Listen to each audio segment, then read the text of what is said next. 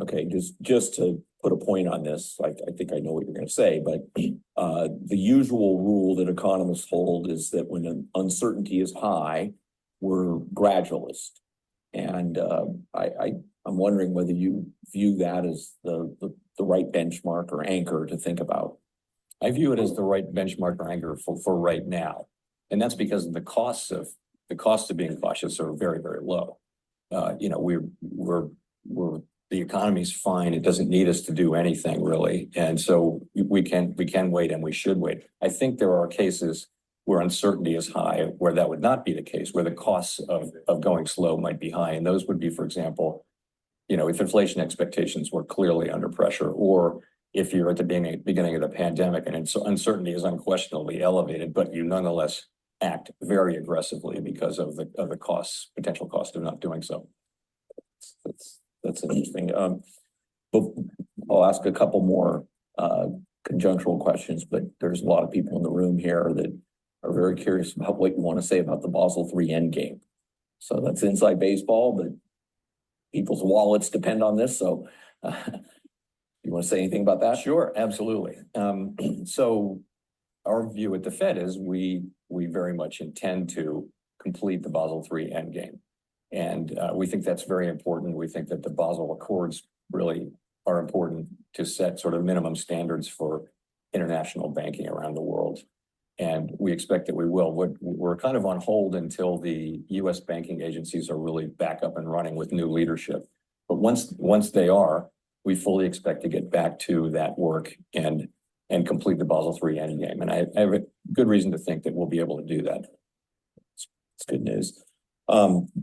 Another little bit of inside baseball, but there's been a lot of discussion in the last few weeks about changing some of the statistics that are emphasized about the economy. And the Commerce Department recently disbanded the Federal Economic Statistics Advisory Committee.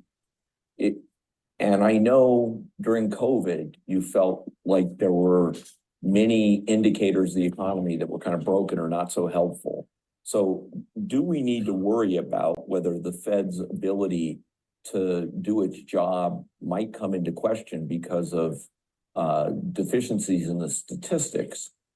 And are you already, let's do that. I'll ask a follow-up. Yeah, so there's two different things. I think it needs to be said that the government data we get from government gathered data we get from the Bureau of Economic Analysis and the Bureau of Labor Statistics is incredibly important and really the gold standard for data. Okay, Jaco Lavem.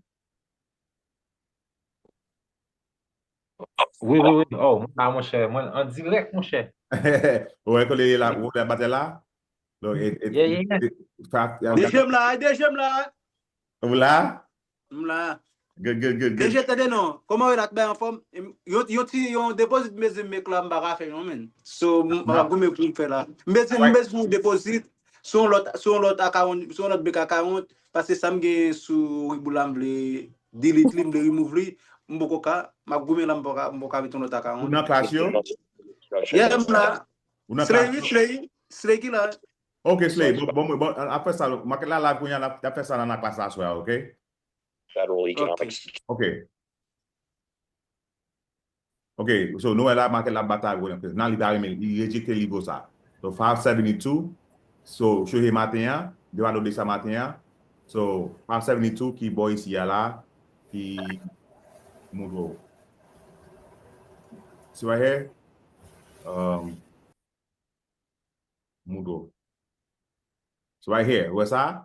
Welly rejected 572. That's the low of the cat. That's the low. Il a été support là. Il y a là il pas remen. Okay, so now so ça m'a obtenu là qu'on y a là s'il a pas entré, ça craser pour l'entrée. So s'il crase dans l'entrée, right, if you get it, but right now you see he rejected, it's turning, it's telling you it might go down, but it's fighting. So you got 10 more minutes. Okay, 10 more. Yeah, pour faire ça à faire. So, pas qu'à parler là, mais ça pas remonter.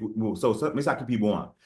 Quand on a table prendre plus bien pour comme content ce matin. So this morning, 15 minutes this morning, they remain right here, up here.